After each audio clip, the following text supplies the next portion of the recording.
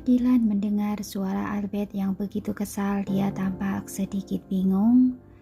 Dan tanpa sadar dia menatap Alicia yang masih berbicara dengan Robert. Lalu dengan sabar dia bertanya pada Albert, "Ada apa?"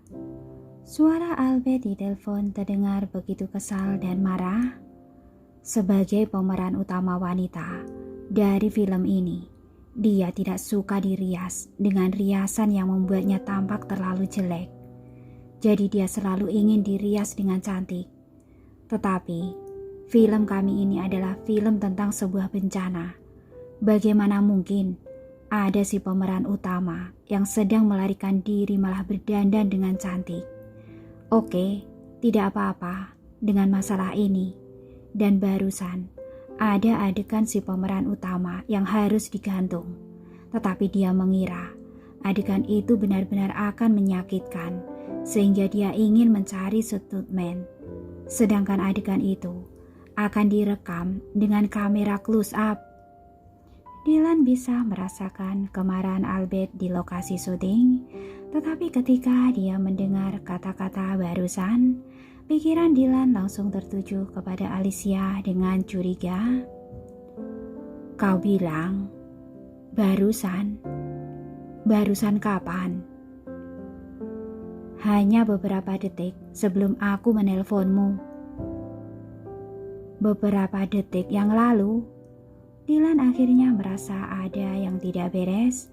Dia terdiam selama beberapa detik dan bertanya, "Siapa nama si pemeran wanita itu?" "Sasha, Marsha Sebastian." "Sasha? Sasha?" Mata Dylan tampak menyipit. Dia berpikir dengan keras dan mengingat-ingat kejadian awal mula dan sebab-sebab masalah ini terjadi. Akhirnya dia mengerti mengapa tiba-tiba dikatakan Alicia ingin berperan dalam film itu dan mengapa Albert merasa tidak cocok dengan Alicia. Penulisan namanya sama sekali bukan nama Alicia. Dan dia memaki dengan suara pelan, "Sialan." Albert yang berada di sisi lain telepon tidak tahu mengapa tiba-tiba Dylan memakinya. Dia yang baru saja akan bertanya, tetapi panggilan teleponnya malah terputus. Suara Marsha yang penuh drama kemunafikan itu terdengar dari sisi lain. "Aku sudah bilang, aku ingin stuntman. Pergi dan carilah stuntman untukku. Jika tidak, aku akan meminta Torres Corps menarik dana dari pembuatan film ini." Albert menekan pelipisnya dengan kedua jarinya karena merasa sakit kepala. Lalu dia melemparkan naskah di tangannya ke lantai dengan kesal. "Aku berhenti." Di rumah keluarga beres. Alicia yang terjebak dalam antusiasme Robert tidak mengerti mengapa Hansel menatap Robert dengan tatapan permusuhan, dan Robert juga menatap Hansel dengan ekspresi yang sulit dijelaskan. Alicia ingin membahas masalah peminjaman mobil, tetapi sepertinya dia sama sekali tidak dapat menemukan kesempatan untuk berbicara. Dan pada saat yang sama, ketika Alicia tidak tahu harus berbuat apa, tiba-tiba dia melihat Dylan berjalan menghampirinya dengan wajah yang tampak jelek. Sesaat berikutnya dia hanya merasakan bahwa pergelangan tangannya diraih oleh Dylan dan menariknya dari tempat Robert berdiri lalu berkata, "Ayo pergi ke suatu tempat bersamaku." Sebelum Alicia sempat bereaksi, dia telah dibawa keluar oleh Dylan dari ruang tamu tersebut dan berjalan keluar. Hei! Robert dan Hansel ingin menghentikan Dylan pada saat yang sama, tetapi sebelum keduanya sempat melakukan hal itu, Xavier sudah mengulurkan tangannya untuk menghentikan mereka. "Aku hanya ingin mengatakan," ujar Xavier sambil mengenyitkan keningnya dan bertanya, "Apakah ada yang masih ingat dengan masalah yang seharusnya kita lakukan?" Dan baru pada saat itulah Robert dan Hansel ingat bahwa masih ada pria menyebalkan yang sedang dalam perjalanan ke rumah sakit swasta. Dan pada saat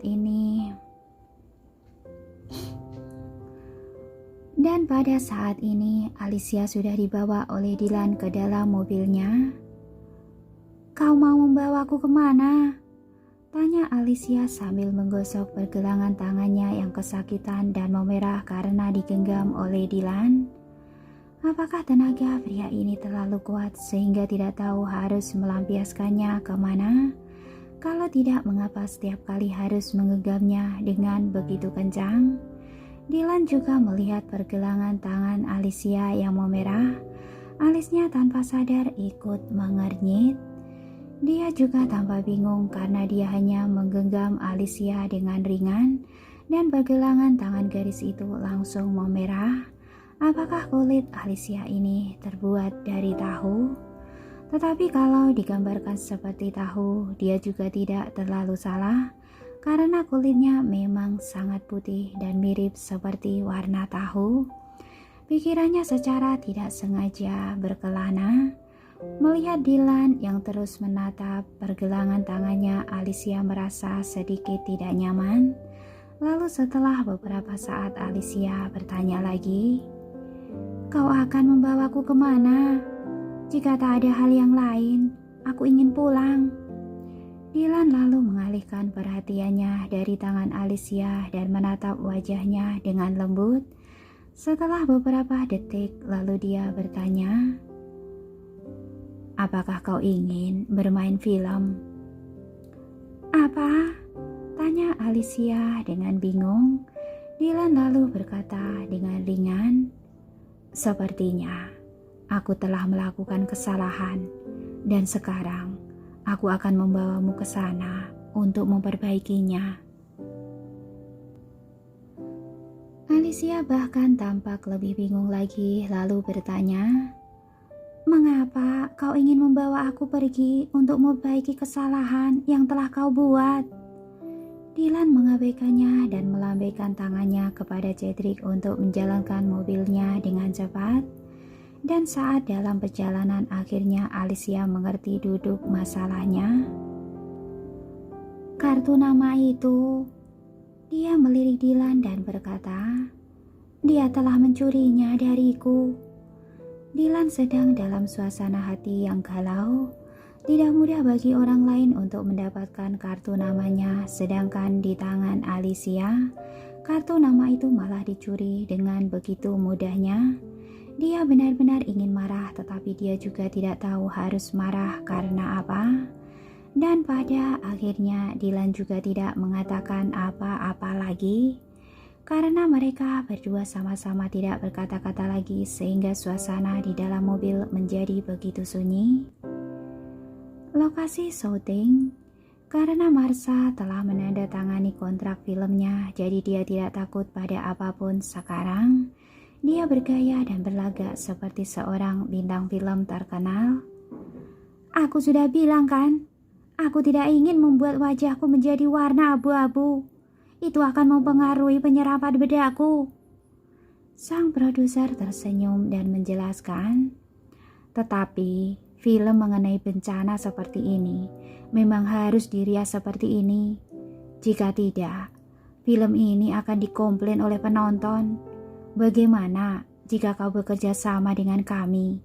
Aku akan meminta si penata rias untuk memberi Anda bedak yang berwarna sedikit lebih gelap." Plak. Marsha langsung menggebrak mejanya dengan marah. "Apakah kau tak mengerti bahasa manusia? Aku sudah bilang, tidak mau ya tidak mau." Begitu dia selesai berbicara, tiba-tiba pintu ruang ganti terbuka. Si produser mendongak, wajahnya tampak menegang kembali. Lalu dengan senyum terpaksa dia menyambutnya. "Sutradara Albert, maaf telah membuatmu menunggu lama. Para aktor akan segera selesai berdandan." "Kau tidak perlu memberitahuku mengenai hal ini," ujar Albert sambil melemparkan kartu kerja di tangannya ke tangan prosedur dan berkata, Aku tidak mau melakukan syuting lagi. Kau bisa mencari sutradara lain. Si produser merasakan hawa dingin di punggungnya dan hampir saja jatuh terlutut. Sutradara Albert, Anda tidak bisa berhenti syuting dengan sesuka hatimu. Di sisi ini, produser membujuknya dengan begitu sabar dan Marsha hanya menyilangkan kedua kakinya dengan tidak sabar. Akhirnya dia mengerti sekarang sebenarnya Albert tidak menganggap dirinya karena dia bukan berasal dari latar belakang perfilman. Pada awalnya dia tertarik karena nama Albert yang mendapat gelar sutradara hebat. Tetapi ketika dia mengetahui lebih banyak tentang film itu, dia tidak lagi begitu menghargai Albert.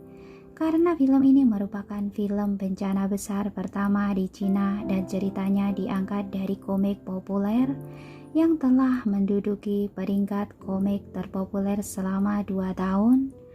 Selain itu, jajaran karakter pendukung juga sangat kuat. Bahkan jika sutradaranya adalah berubah, itu sama sekali tidak akan terlalu mempengaruhi filmnya. Jadi sambil menyilangkan kakinya, Marsha berkata, "Jika dia tidak ingin syuting, juga tidak apa-apa kok.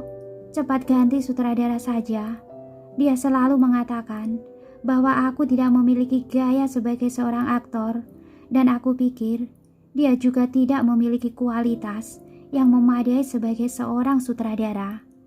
Dia tidak ingin syuting, aku malah tidak ingin membiarkannya menyuting film. Cepat kalian ganti sutradaranya saja, atau aku akan meminta Torres Corps membatalkan investasinya." Membatalkan investasi lagi? Si produser tampak bingung dan sakit kepala.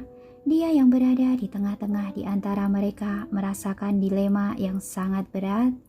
Albert melirik Marsha dengan dingin dan berkata, "Jika film ini bisa sukses, aku akan menulis namaku secara terbalik. Kau telah merusak film ini. Artis seperti dia ini, bukan, orang ini sama sekali tidak pantas disebut sebagai artis. Dia benar-benar tidak mengerti mengapa Dylan begitu membelanya sejak awal. Dan yang paling membuatnya tak bisa berkata-kata adalah dia malah menyetujuinya. Seharusnya dia tidak boleh menyetujuinya sejak awal." Marsha langsung marah saat mendengar ucapan Albert. Dia mengejar Albert dan meraih ujung pakaiannya sambil bertanya, "Apa yang kau katakan? Coba katakan sekali lagi. Percaya tidak, kalau aku akan meminta Tuan Muda Torres memecatmu dari seluruh bidang industri film." Dan bersamaan dengan itu, sesosok pria yang tinggi berjalan masuk. "Mengapa? Aku tidak tahu bahwa aku ingin memecat sutradara Albert." Suara yang dalam dan dingin membuat semua orang yang berada di ruang ganti langsung menoleh ke arah pintu. Marsha yang masih berpikir siapa yang telah berani berbicara dengan lancang seperti itu lalu mengangkat matanya dan melihat ke atas dengan tatapan kesal. Tetapi saat dia melihat orang yang berbicara itu, darahnya seperti berhenti mengalir dan wajahnya langsung menjadi pucat. "Dylan Torres? Kenapa dia datang ke sini?" Jika Dylan datang ke sini, lalu bagaimana caranya dia bisa terus berpura-pura bahwa dia dan Dylan adalah teman baik? Tetapi sesaat berikutnya yang membuat Marsha semakin hancur adalah sesosok wanita langsing yang keluar dari belakang Dylan. Gadis itu mengenakan dandanan yang halus, warna kulitnya yang terlihat seperti salju yang begitu lembut dan batu giok yang begitu halus. Dia hanya perlu berdiri di sana saja sudah dapat membuat orang-orang yang berada di ruangan ganti menjadi dekorasi pendukungnya. Dia adalah Alicia. Marsha langsung membelalakan matanya, cahaya di matanya seketika langsung tampak hancur. Lalu Alicia menatapnya dan melihat ada tatapan ketakutan di mata Marsha. Sambil melengkungkan bibirnya membentuk senyuman, dia berkata, Jika bukan karena Tuan Muda Torres, aku benar-benar tidak akan tahu bahwa aku telah berperan sebagai pemeran utama wanita dalam film itu.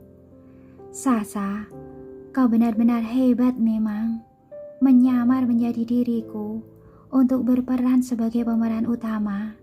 Apakah itu menyenangkan? Tangan Marsha yang berada di kedua sisi badannya tampak sedang menarik-narik celananya. Dia mundur 2 langkah karena merasa malu. Alicia sudah mengetahuinya, semua orang juga sudah mengetahuinya. Marsha mendengar orang-orang yang berada di sekitarnya saling berbisik. Ada apa sih? Ternyata Marsha menyamar menjadi seorang gadis cantik untuk melakukan syuting. Apa kataku kan? Wanita itu adalah orang yang Tuan Muda Torres perjuangkan dan dibela olehnya. Aku sempat berpikir, bagaimana mungkin Tuan Muda Torres bisa tertarik dengan wanita yang berkualitas seperti ini. Omong-omong, wanita muda ini sangat cantik. Tunggu sebentar, penampilan nona muda ini, tidakkah dia terlihat sangat mirip dengan pahlawan wanita yang ada di komik? Sepertinya begitu. Albert tidak bisa menahan diri untuk tidak melihat Alicia ketika mendengar bisik-bisik orang-orang di sekitar ruangan itu. Ketika matanya melihat wajah Alicia, matanya langsung membeku. Wajah ini sekitar 70% kemiripannya dengan wajah si pahlawan wanita dari komik aslinya. Jika dia ingin memilih si pemeran utama wanita, sudah pasti gadis ini yang akan memenangkan audisinya. Waktu itu hanya dari wajahnya saja. Albert memandang ke Alicia lalu ke Dylan sambil menekan kegembiraan di hatinya. Dia melangkah maju dan bertanya pada Dylan, "Tuan Muda Dylan, apa yang terjadi? Aku sama sekali tidak mengerti apa yang dikatakan oleh wanita ini." Dylan lalu menatap dengan dingin ke arah Marsha yang sama sekali tidak berani mengatakan apapun. Lalu dia berkata dengan datar, "Wanita yang kau dan aku berusaha lindungi bersama-sama adalah Alicia yang sekarang berada di sampingku. Tetapi karena nama panggilannya sama-sama Sasa, sehingga terjadilah salah paham ini.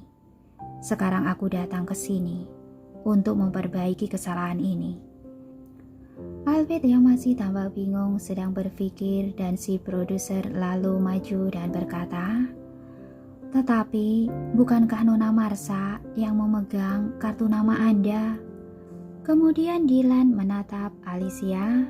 Alicia yang merasakan tatapan Dylan langsung terbatuk ringan dan memandang Marsha sambil bertanya, "Dek, kapan kau akan mengembalikan kartu nama yang telah kau ambil dariku?" Wajah Marsha tampak pucat dan malu. Dia terlihat sangat malu sekali. Harga diri terakhir di tubuhnya langsung hancur karena ucapan Alicia.